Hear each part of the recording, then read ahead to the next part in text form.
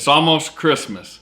Let's enjoy some of my favorite Christmas stories. Coming up next.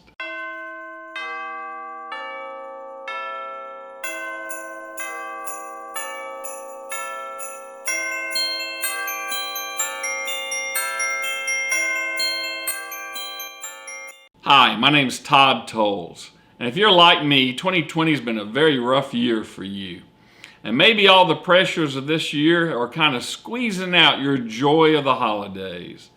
Well, if you can relate to that, then I ask you just to do one thing. Kick back for a few minutes, gather up all the little people in your family, and listen as I read some of my favorite Christmas stories.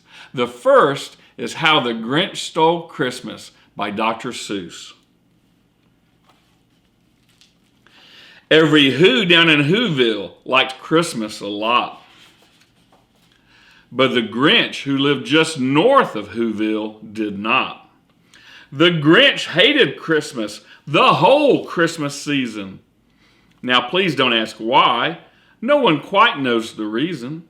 It could be his head wasn't screwed on just right. It could be, perhaps, that his shoes were too tight.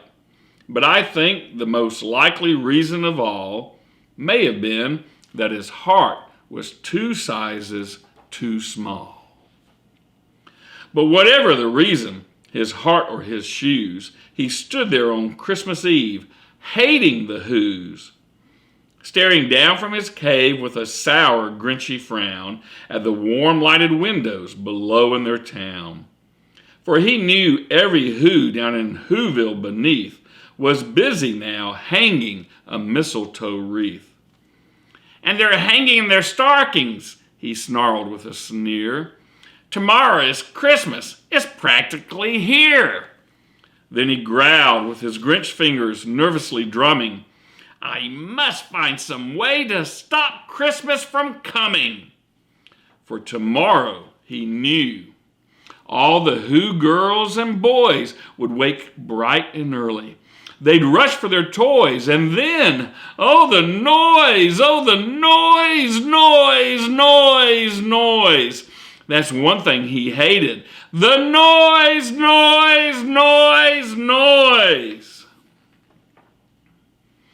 Then the Whos, young and old, would sit down to a feast, and they'd feast, and they'd feast, and they'd feast. They would feast on Who pudding and rare Who roast beast, which was something the Grinch couldn't stand in the least. And then they'd do something he liked least of all. Every Who down in Whoville, the tall and the small, would stand close together with Christmas bells ringing. They'd stand hand in hand, and the Whos would start singing. They'd sing, and they'd sing, and they'd sing. And the more the Grinch thought of this Who Christmas sing, the more the Grinch thought, I must stop this whole thing. Why, for 53 years I put up with it now. I must stop this Christmas from coming. But how? Then he got an idea, an awful idea. The Grinch got a wonderful, awful idea. I know just what to do, the Grinch laughed in his throat, and he made a quick Santa Claus hat and a coat. And he chuckled and clucked. What a great Grinchy trick. With this coat and this hat, I look just like Saint Nick. All I need is a reindeer. The Grinch looked around, but since reindeer are scarce, there was none to be found. Did that stop the old Grinch? No! The Grinch simply said, if I can't find a reindeer, I'll make one instead. So he called his dog Max. Then he took some red thread, and he tied a big horn on the top of his head.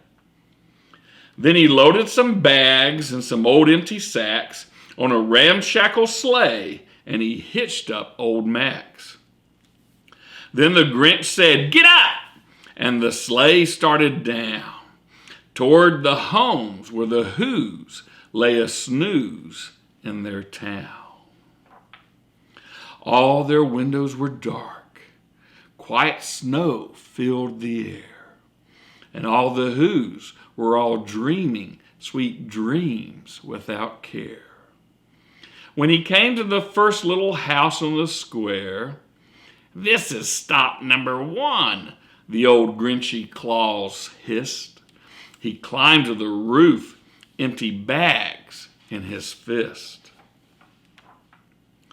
Then he slid down the chimney, a rather tight pinch. But if Santa could do it, then so could the Grinch. He got stuck once or twice for a moment or two.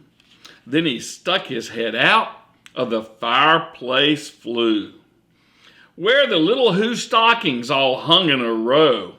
"These stockings," he grinned, "are the first things to go." Then he slithered and slunk, with a smile most unpleasant, around the whole room, and he took every present. Pop guns and bicycles, roller skates and drums, checkerboards, tricycles, popcorn and plums. And he stuffed them in bags. Then the Grinch very nimbly stuffed all the bags, one by one, up the chimney. Then he slunk to the icebox. He took the Who's feast. He took the Who pudding. He took the roast beast. He cleaned out that icebox as quick as a flash. Why, that Grinch even took their last can of Who hash. Then he stuffed all the food up the chimney with glee. "And now," grinned the Grinch, "I will stuff up the tree." And the Grinch grabbed the tree and he started to shove, when he heard a small sound like the coo of a dove. He turned around fast and he saw a small Who, little Cindy Lou who was not more than 2. The Grinch had been caught by this tiny Who daughter, who got out of bed for a cup of cold water. She stared at the Grinch and said, "Santa Claus, why are you taking our Christmas tree? Why?" But you know that old Grinch was so smart and so slick, he thought up a lie and he thought it up quick. "Why, my sweet little tot," the fake Santa Claus lied, "there's a light on this tree that won't light on one side. So I'm taking it home to my workshop, my dear. I'll fix it up there, then I'll bring it back here." And his fib fooled the child. Then he patted her head and he got her a drink and he sent her to bed. And when Cindy Lou Who went to bed with her cup, he went to the chimney and stuffed the tree up. Then the last thing he took was the log for the fire.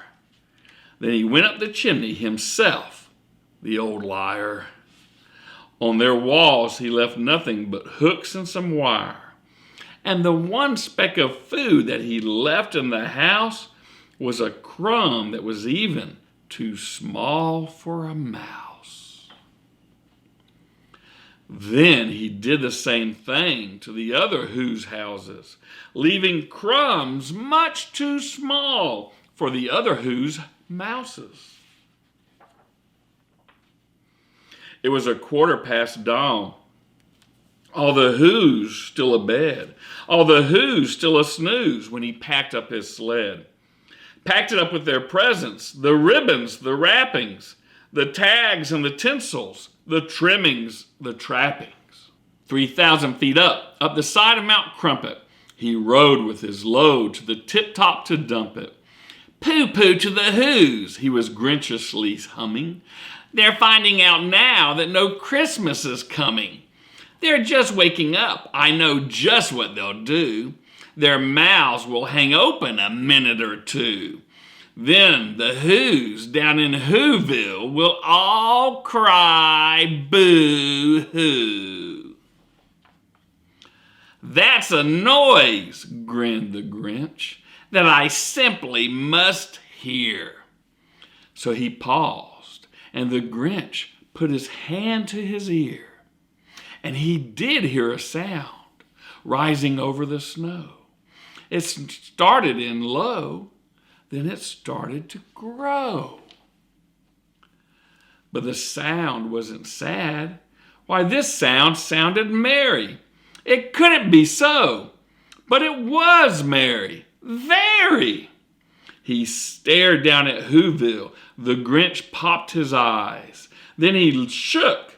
What he saw was a shocking surprise. Every Who down in Whoville, the tall and the small, was singing without any presents at all. He hadn't stopped Christmas from coming. It came. Somehow or other, it came just the same. And the Grinch, with his Grinch feet ice cold in the snow, stood puzzling and puzzling. How could it be so? It came without ribbons. It came without tags. It came without packages, boxes, or bags. And he puzzled 3 hours till his puzzler was sore. Then the Grinch thought of something he hadn't before. Maybe Christmas, he thought, doesn't come from a store. Maybe Christmas, perhaps, means a little bit more. And what happened then? Well, in Whoville, they say that the Grinch's small heart grew 3 sizes that day. And the minute his heart didn't quite feel so tight, he whizzed with his load through the bright morning light, and he brought back the toys and the food for the feast. And he himself, the Grinch, carved the roast beast. I love that story.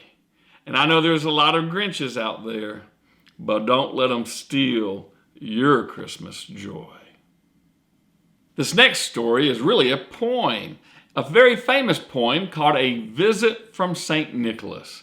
It's written by Clement Clark Moore. And when I was a little boy, I had to memorize this for school. And ever since then, it's been one of my favorites that I like to read every Christmas. Let's give it a hearing. How about that? 'Twas the night before Christmas, when all through the house not a creature was stirring, not even a mouse. The stockings were hung by the chimney with care, in hopes that St. Nicholas soon would be there. The children were nestled all snug in their beds, while visions of sugar plums danced in their heads. And Mama in her kerchief and I in my cap had just settled our brains for a long winter's nap.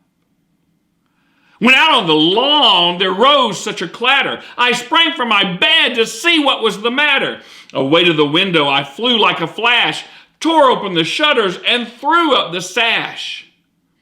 The moon on the breast of the new fallen snow gave a luster of midday to objects below. When what to my wondering eyes did appear but a miniature sleigh and 8 tiny reindeer. With a little old driver so lively and quick, I knew in a moment he must be Saint Nick. More rapid than eagles his coursers they came, and he whistled and shouted and called them by name. Now Dasher, now Dancer, now Prancer and Vixen, on Comet, on Cupid, on Donner and Blitzen. To the top of the porch, to the top of the wall, now dash away, dash away, dash away all. As leaves that before the wild hurricane fly, when they meet with an obstacle, mount to the sky.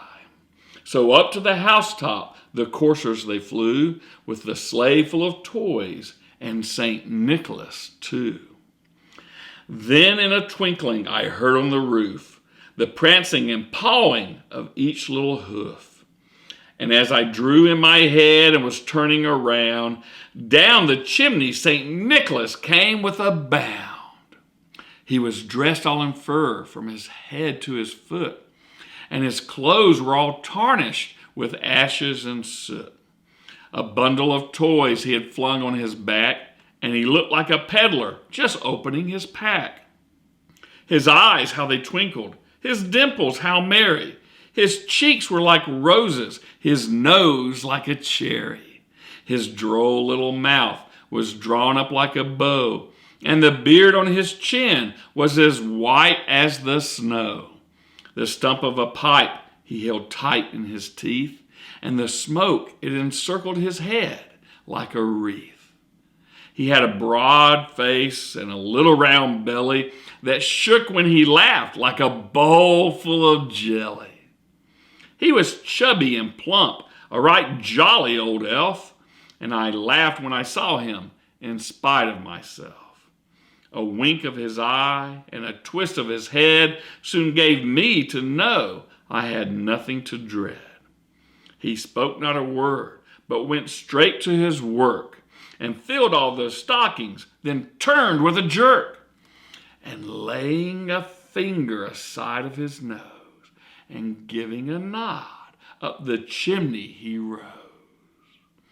He sprang to his sleigh, to his team gave a whistle, and away they all flew like the down of a thistle.